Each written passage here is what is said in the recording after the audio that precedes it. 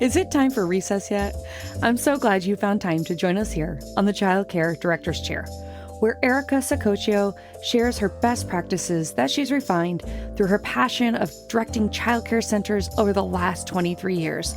From parenting interaction, systems to save you time, money, and stress, to profitability. She shares it all from the Child Care Director's Chair.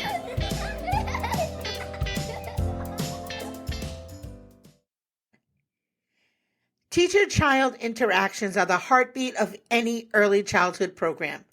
But what happens when a director is deeply involved in shaping and supporting these interactions? Well, today's guest has a unique perspective from both the teaching aspect and overseeing programs and the perspective of CDAs as well. So that is really interesting. She's going to share how the director's role can strengthen the relationships between educators and children, leading to more successful learning environments. So today it is my privilege to introduce Raeyna Woodside Howard, not Hayward. Howard, affectionately known as Coach Ray. She is from New Orleans. She's a New Orleans native who has been in the ECE field for 14 years. She has served in many facets. She is most notably known for being a pre-K teacher and currently an instructional coach for the local CDA program. She also has her own educational service program called Hey Coach Ray. So, hey Coach Ray. Hi, Erica. Welcome to the Child Care Director's Chair podcast. I am super excited to have you because she's also a listener, which is so exciting. I love when my listeners come on the show. I just love community and collaboration. So my mic is your mic. So let's do it today.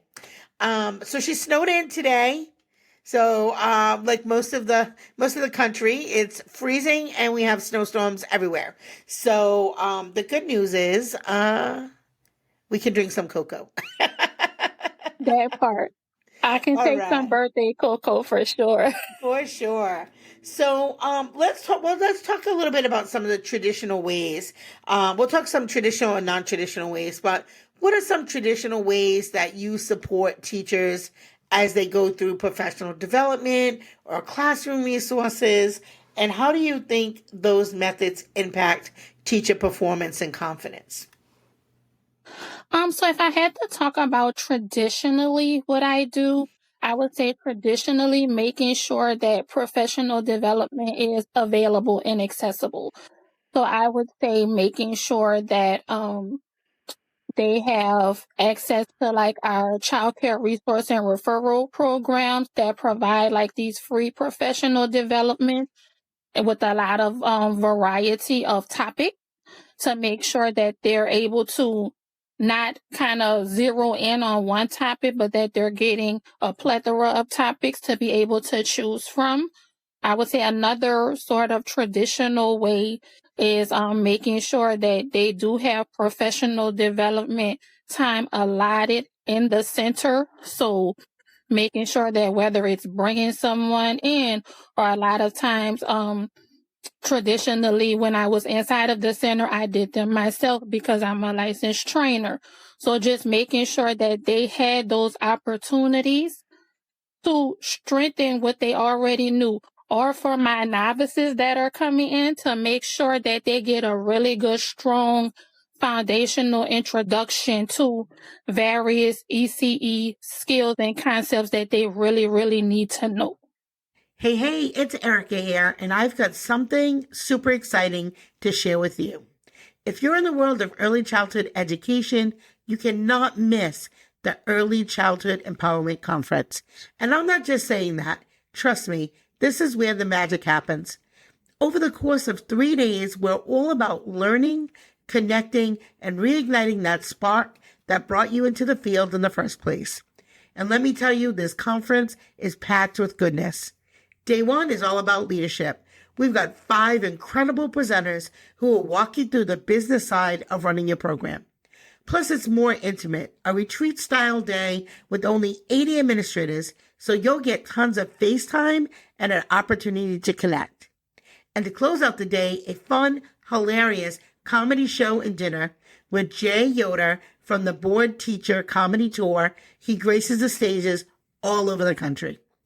Day 2 is a day full-blown conference with 50 vendors, 14 amazing speakers, plus 2, not 1, but 2 keynote addresses that will leave your head full of fresh ideas.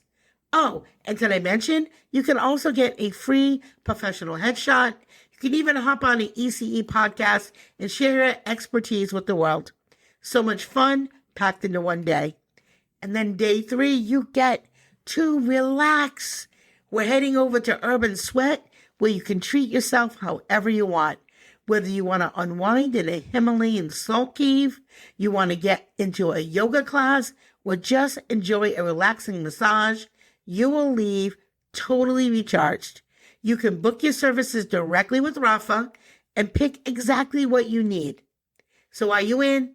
Don't miss out 3 days of empowerment, inspiration, and just pure connection with your ECE community. I can't wait to see you there. So let's do this. Links below. See you soon. I have a question for you. So what are your thoughts about, or have you ever tried, when you have novices in your program, do you do different trainings for your entry-level people and then different trainings for your more advanced people? Do you typically do them together? What are your thoughts about that? I absolutely love that question, Erica. I actually have a template that is made. So when I was a curriculum coach at a center, that was actually something that particular director at that time was huge on. So she and I actually collaborated together and came up with, I would say, this like PD schedule of sorts. Like I would have entry level teachers take these classes that were highlighted in blue, and kind of my intermediates take these classes that were highlighted in yellow. And, my more advanced or experienced teachers kind of took these classes that were highlighted in green, excuse me. So I would say that it was very, very particular to that particular teacher. So it wasn't somebody that was a novice that was taking a class for a more advanced person. So For me, I'm very much a proponent of making sure that it's really individualized. Yeah, and I think that's so important. And I don't know about in your state. Do you guys have individual professional development plans? Is that something that's required in your state? It is. Yeah. Our state too. So I think I can see the pros and cons in everything. I do agree with you that more advanced folks need to have training that challenges them and helps them, move to that higher level of thinking. Yeah. But then I also love when they come together too and they collaborate and they share ideas, because sometimes new folks will come in and they'll have some really great ideas. And so sometimes they don't have the opportunity to share them with folks at the higher level. So I always think it's nice if you can figure out strategically how you can maybe have a combination of both. Because I think that, there's such a wealth of things that happen when people collaborate together. Wouldn't you think? Yeah. So, and then let's talk a little bit about teacher performance and confidence. Like, how do you, or what ways do you think that when teachers are really set up for success, what have you seen in your experience in terms of their performance or confidence levels? I think one of the best ways to assist in making sure that teachers are honestly set up for success and feel confident is when you feel like you know what you're doing, right? Mm-hmm. When you come in as a novice teacher, sometimes, and I won't even zero in on the novice teachers, even when you're an experienced teacher in a new environment, you can honestly not be so confident because you're somewhere new. It's not familiar. It's not as comfortable. They may have certain methodologies and nuances, that are a little different from where you were before. So I think making sure that you're super supportive to that teacher, making sure that you're present. I think so many admin and directors, they feel like there's a huge dichotomy between them and the teachers, but There really isn't. You want to make sure, just like you want to be supported as admin, those teachers want to be supported and they want to feel comfortable. When they feel comfortable and they feel like you're approachable, to where if something is going on with them, they can come to you and you understand and you work with them, and it's a collaborative effort to get them where they need to be, they'll definitely shine in the classroom. And it's about learning your teacher's language too. I think some people feel like you can kind of blanket every teacher. Every teacher doesn't need the same thing. You have to know, and you have to know when to step in. Sometimes when to say the old saying, you have to know when to hold them and know when to fold them, kind of thing. I love that. Yeah. I think too, sometimes where directors may miss the boat is the teachers who are doing a really great job, they sometimes get overlooked because they're doing a great job. And they really do need you to still plug in with them, because that's how you sometimes really lose those great teachers. And it isn't, everybody says, oh, it's the money. It isn't, because I've seen people leave centers to make less money at a place that they feel valued. Definitely. So I think, we have to really be mindful of that too, because we can spend a lot of time with the new folks, and you can sometimes forget about your A players, because they're always there, and you depend on them, but they definitely need to hear once in a while that they're doing a great job too. And Yeah, yeah, and I think too, that breeds just the work culture in general, right? If everybody acknowledges each other's contributions to the center, I think everybody feels a lot more confident, and certainly performance increases, I would say. So, how do you ensure that teachers have the tools and guidance that they need to create a positive and effective classroom environment? I would say that either when I was in admin as either like an instructional coach, or most recently I was a center manager at a center, I always made sure that I was doing check-ins.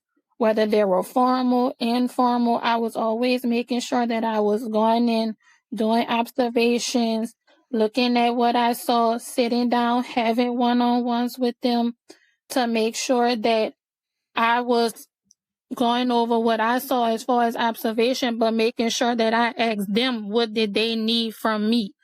How could they be a better teacher? What are the tools that they feel like that they're missing?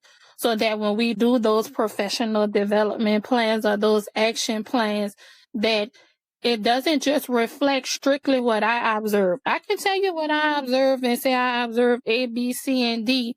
And then I have the teacher who feels like, well, if I get B and C, A, B, C, and D are all kind of come together. So for me, I would definitely say observation, observation, observation, and making sure that you're constantly in communication with your teachers, so that, like you said, even those A players, that they don't feel like they're kind of being left out, because like you said, they're your old reliables, they're your ones that are always going to be there, but there are always still things that you can work on, even as an A player, things that you can do better.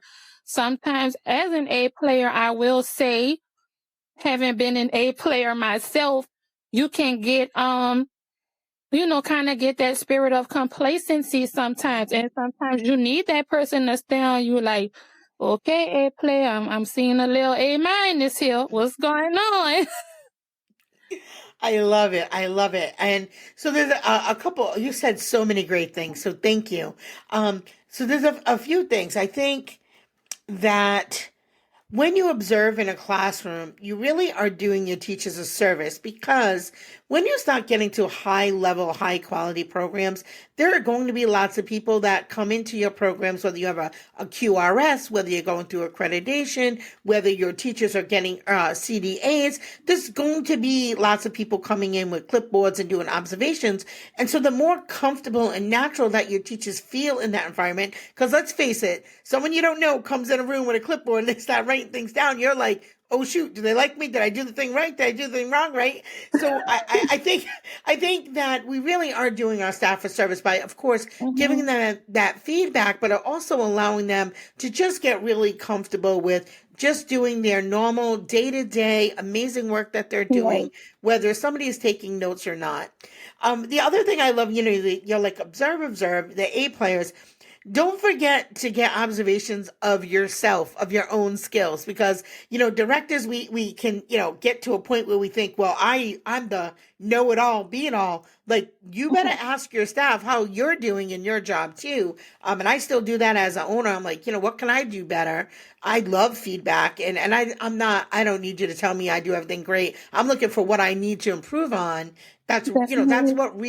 that's where real growth comes in. So, it's nice to get a pat on the back, but honesty goes a long way too. Definitely. I Uh, totally agree with that. And I love your point about them being familiar with people in the room. I would say that's one of the biggest reasons why, for me, sometimes it's just very informal. I don't have a clipboard. I don't have anything. I just kind of want them to just get used to somebody being in the room. There's a lot of times where I kind of just go in and I will naturally model something.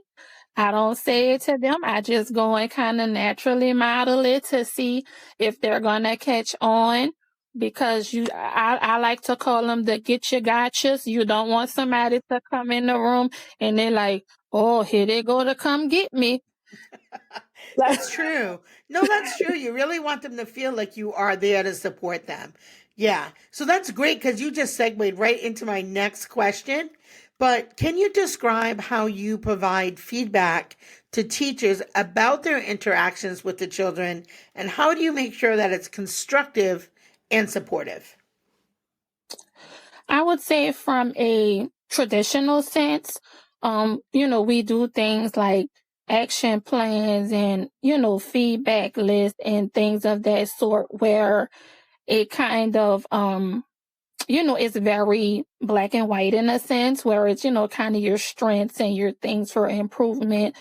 And it's very, generalized in a sense where people do action plans and that's kind of what they ask for. I would say from a more non-traditional sense for me, I will go over those things and I always tell them, all right, I'm taking off my director hat and now we're going to talk about it. And I'll say, I saw you doing such and such with this child. Can you tell me what you were thinking about right there? Yeah. And then they'll kind of be more comfortable to just tell me and they'll say, oh, Miss Ray, I was thinking about this, or you came in and I kind of got tongue tied and I didn't know what to say. And then I kind of just assure them that it's okay. I was just in there, it's not a get you gotcha kind of situation. I'm not in there to just tell you a laundry list of things that you're doing wrong. What do you think that you could have done differently in that situation? And I kind of put the ball in their court to see if they notice certain things so that they can tell me. And then a lot of times I use that into their actual plan. And then that's when I go in and I really say, okay, this is what we need to work on. Because I want to know that you noticed it too. I don't want it to just be strictly a whole bunch of things that I noticed, or like I always say, this laundry list of things that you didn't see or you didn't do right. I just want to see what did you think about it and kind of let it be more of a natural conversation versus just, and anybody who knows me knows, I feel like I'm very professional, but I'm not super formal. I'm not the frigid girl that's going to say, okay, let's go over your strengths and your for improvement. Like, that's not me. Yeah. I like to make people feel very comfortable. I feel like when you feel comfortable, you feel you already form a relationship with that person. They feel a lot more comfortable with taking things from you. Even that feedback that's not so pretty all the time, they know that you have their best interests at heart. They know that you're only going to tell them things that are going to assist them in being the best educator that they could be. Girl, that's why you got coach in front of your name. You got all that spot on, because it really is that. It really is allowing them to be reflective and part of the process. For sure. Like you said so many great things there. I hope people were paying attention. The other thing is, when you work with staff that maybe have worked at other programs, it's going to take them a minute to get used to that. I have a teacher that literally has like post-traumatic stress disorder from her old job. It was like all the time was like the getcha gotcha, or if the boss was in a bad mood, she could just start like picking on people and just, I don't know. And she just like, sometimes I'll come in the room and she gets so nervous. I'm like, why are you so nervous? She's like, I just am, because like, she just was so conditioned that when the bosses came in the room, it meant they did something wrong, or there was some kind of change, or, something that they didn't like. And, yeah, so sometimes people really take a minute to get used to that type of, professional, but more relatable style, especially if you came from a place that was the opposite of that. So Yes. recognize that. Sometimes too, when I hire, I have to tell you, sometimes I like to hire people who have no experience too, because I don't want to have to untrain people from places that didn't give them good experiences, or they learned things the wrong way. Sometimes it's just new out the box. Sometimes it's great. So, Blank canvas. yes.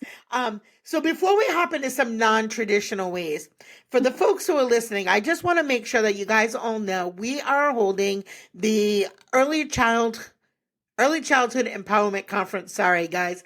Early Childhood Empowerment Conference on May 2nd, 3rd, and 4th in Rhode Island. I'm going to leave the link below. You're going to get to see Coach Ray. She's going to be there. I'll be there. We have such an amazing lineup of, I can't even put them all under one umbrella, but educators. And there are some really great folks that are coming out, some that you might have heard of before, and some that are brand new to the mic and to the stage. And I'm so excited to be able to bring them to my home state. So we hope that you guys will join us as well.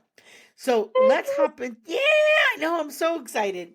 So let's talk about some non-traditional support strategies, because I know our conference is going to be very non-traditional. So I just thought that was a perfect place to put it. Oh. So in what ways have you explored non-traditional forms to support teachers, such as maybe mentorship or team collaborations, or maybe even just more flexible work environment? So I would say some non-traditional ways are definitely, when I was inside of a center, we actually did like a lot of teams that were over like different tasks. I think people love the idea of like autonomy, right? And feeling like they own something. You don't want to feel like that if for all our people that are in church, everybody doesn't want to be a pew member. You want to feel like feel like you're contributing. So I would have different teams be over something as simple as this team makes sure that all of the observations are picked up and that they're done for every month. So I had a team that would do that. I had a team that was over intake. I had a team that was over dismissal. And they were like, these are my jobs and I'm going to do it. And I'll be honest, coming in from that transition from like a pre-K teacher to admin, I didn't think that it would make as much difference as it did for people to have ownership of those things that kind of seem minute sometimes. You're like, oh, it's just paperwork, like, or it's just, oh, I'm just making sure that these kids get to their parents at the end of the day. We also had like an event coordinator, so every National Oreo Day, all the national days, she was over like making sure that everything was done for the national days. We had like a National Adopt a Pet Day, and she was like the coordinator. She got these like stuffed animals and the kids adopted them, and it was just a whole thing. So For me, I've always been a person that, like you, Erica, I love collaborating. I love team. I love community. So for me, I'm always looking for who can I pour into to set up for success, just like somebody poured into me. And I know so many people who don't have that, whether it's in the center, whether it's just in our field sometimes, period. I feel like we lack a lot of that support and we lack a lot of innovative support. I think sometimes we kind of want to just sit on, and I like to kind of call it, the dinosaur culture. We kind of just want to sit on what we've had for 60 years, but we have to realize that the landscape is changing. We have new generation of people that's coming in, and even the ones who there, they want to feel like you're being intentional about thinking about what kind of ways can I help set you up for success? What kind of ways can we collaborate? What kind of ways can we just make this a team building culture? So I know for me that's kind of one of the ways I like to kind of do team based things where everybody feels like they own something and it's not just this I'm at the top and you're under me sort of hierarchy. Yeah. Yeah, for sure. I love mentorship. I've done mentorship a long time. I've really been thinking a lot about, as I've gotten older now, sponsorship. And really for me, I think like when I first started, I made I feel like I made all the mistakes. I thought I had to do everything.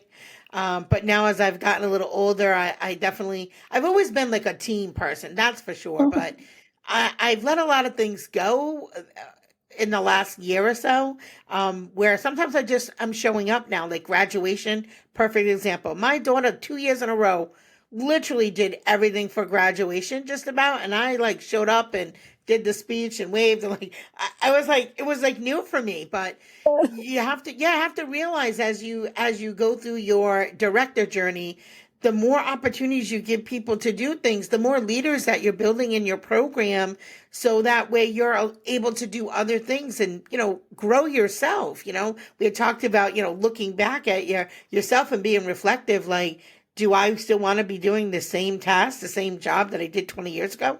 I don't.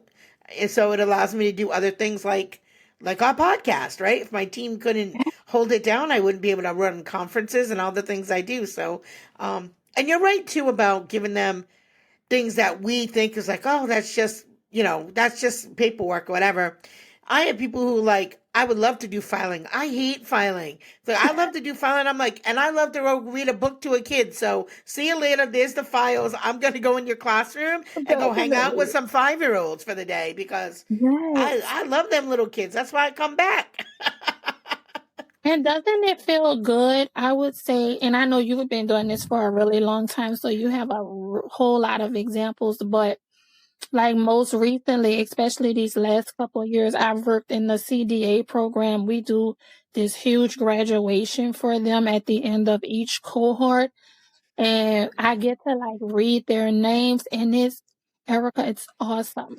You get Awesome. to see so many of them that some of them never got a high school graduation, and to see them Yeah. like they're in tears, they're like, Uh-huh. I have this sense of accomplishment. And even just having worked with other staff, like I have staff that I was their coach, and now they're about to open their own center, and it makes you like, those are the things where you're like, okay, I'm creating leaders. I'm really doing something here. I'm really making Yeah. a difference. And it feels good. It's not just about all the knowledge that I'm acquiring. It's about really pouring into other people and seeing it being implemented. That's like priceless. Hmm. Yes, yes, yes. I've got 5 teachers right now that are in the end part of their CDA program. And that's how I started, because I came from the retail world. I didn't wake up Mhm. one day and go like, oh, I want to be a teacher. That is not how it happened. So yeah, so I did my CDA and then went and get my associates and my bachelor's, all the things. But it started with the CDA for me. And ironically, I was just talking to Dr. Calvin Moore today about the changes that are coming down the pike for the CDA. I don't know if you know, yeah, you know some of those. So I don't know when they're going to release that. So I'll wait. I have an interview with him next week. He'll be back on our podcast. But he's a great guy. The CDA program is an amazing program. And for those of you who are running schools who don't have CDA candidates in your school, you are missing the boat. Like, get on it, get the materials for them, support them, get, an advisor. Every state's a little different. A lot of states right now, they have money to do CDAs. I Yeah. know in our state, they have apprenticeship programs throughout the country, but come hook or crook, you should be doing that for sure for your team. Yes, definitely. Investing in your people, and it's not in your people, of course, but it also trickles down to your children and your community, because it just helps make more professional teachers. It just does. It does. Yeah. I couldn't have said it any better. It does. Like you said, it kind of varies from state to state, but any state you're in, I would say, like Erica said, please get your teachers in a CDA program. Um, don't feel like the CDA program is just nuts and bolts. Like it has a lot of content in it. And I will tell you, particular to Louisiana, we actually have what's called the CDA ECAC program. So it gives you both your CDA and then you apply for what's called your early childhood ancillary certificate. So it's basically like a teacher certification for early childhood. So you having your CDA actually makes you automatically eligible for that. So it's just another way for you to say like, hey, I'm competent and a high quality teacher. So please get in that program. Yeah. So let's talk about assessing as we start to wrap it up.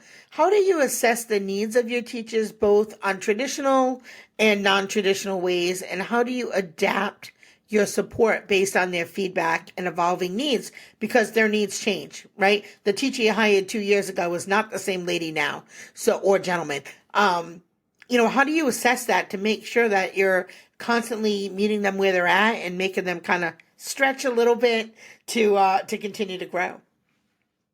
I would say a good part of that is still making sure that you're consistent with observations. I think making sure that, and I know our directors are going to say, oh, there's only 24 hours in a day. Like, how can I have time to meet with these teachers? But I promise you, you need to meet with your teachers formally and informally. Like, just check on them honestly. Like, there's times where you don't, and like I said, having come out of the classroom myself, you don't want to feel like, the only time I see my director is she's sitting across from me and she's asking me in this very formal way, like, what are you doing in your class? And is everything okay? You want to just go in and knock, check on them. Have a very informal conversation with them. Ask them how everything is going. Ask them what they need help with. Ask them, is there any questions that they have for you? Anything, bothering them, but just also things that they feel like you said, a year ago, I didn't need assistance with this. Now I do. Or, a year ago, I didn't feel like this, area of growth as far as professionally was something I was looking for, but now it is something I'm looking for. Sometimes we have teachers in there that have so many dreams and aspirations for themselves, but because we don't have those conversations with them, they feel like, well, she just gonna be the director for the next 10, 15 years, so I'ma just sit here as the teacher, and then eventually when I get tired of it, Yeah. like all of that is part of building leaders. You have to be, and just being human and checking on people. Like I tell people, lives. And you just want to know that somebody is there, not just as your Yeah. coworker, not just as your admin, not just as your director, but somebody who's a co-collaborator with you in this center that genuinely cares about your goals, your aspirations, the things that you want to do. So I know for me, I'm very non-traditional in that. I will go and just sit down and ask you, well, how are you doing it? I remember you had this going on and you were talking to me. I actually have a very recent example. I have a um former staff member who was very much like that, and I would go and have these informal conversations, and she was like, Coach Ray, I'm really looking to grow. I really want to be eventually in another position in the center. And I wouldn't shun her away. We would sit down and have these conversations. Well, realistically, what does that look like? Let's write down what that looks like from now. What do you need to do? We know first you need to get your CDA. So now she's literally 5 modules away from completing her CDA. And she's literally on the track to be able to actually professionally grow in that center. So just having those conversations with people and letting them know that you honestly care about what's going on with them and you want to help them. I also, from a formal perspective, I like to do surveys. I actually used to do them once a month. At the previous center I was in, they kind of felt like once a month was a lot. So I started doing them bi-monthly just to kind of formally ask the teachers, like, are there any particular professional development topics y'all want to work on? Is there anything in the classroom? Like in Louisiana, all state funded centers are assessed using the class tool, so I would ask them, are there any way that I can help you as far as the class tool is concerned? Just very, very particular. Send it in a Google doc. They will fill it out for me and I will look at the data from there. Yeah. So many good perspectives in this conversation. For those of you who are listening, I hope that you really will think about the relationships that you have with your team and the ways that you're supporting them, because that really truly, other than compliance and safety, I would say like those are the top three things that your job really is about. It isn't pushing the paper. Yes, this compliance. Yes, you have things you have to get in on a timeline, but at the end of the day, this is a people business. This is a business about people, for people, and I think you hit so many amazing things right on the head there, Coach Ray. Before we wrap up, is there anything I didn't ask you that you'd like to share with the listeners? I would say, Erica, you did such an awesome job, which I'm not surprised, of being thorough and actually really bringing out those non-traditional things. I think, like we say, historically, people like to talk about the PD plans and all of the logistics that go into those teacher child interactions. But what I would like to say about those teacher child interactions, understand that you have to take care of the teacher for her to really be confident, and it's going to trickle down to those teacher child interactions. Yeah. When that teacher doesn't feel confident and they feel pensive, then you'll see where those teacher child interactions are sometimes very surface, or they don't get very deep because they're pensive. They feel like they don't know what to say, how to say it, but making sure that you're always observing, having conversations with them, giving them good feedback so that they can feel confident, so that when they have those teacher child interactions, that they can be deep and that child really walks away with learning something new and not just surface level. Yeah. Yeah. That's great info. Coach Ray, how can people find you? Ladies and gents, you can find me lots of ways. You can actually reach out to me at ececoachray@gmail.com. You can also reach out to me via Instagram at hey_coach_Ray. You can also reach out to me via my business phone at 504-503-2278. And as always, guys, remember, it's the small details that make a big impact on the success of your child care business. That's all for today. And thank you for tuning in to the Child Care Director's Chair podcast. Well, all the cute little kiddos have been picked up and it's time to go home. And that'll do it for another episode of the Child Care Director's Chair. Please leave a review so Erica knows the information is helping you to manage and improve your childcare centers. Remember to subscribe to get the latest episode from Erica's Child Care Director's Chair.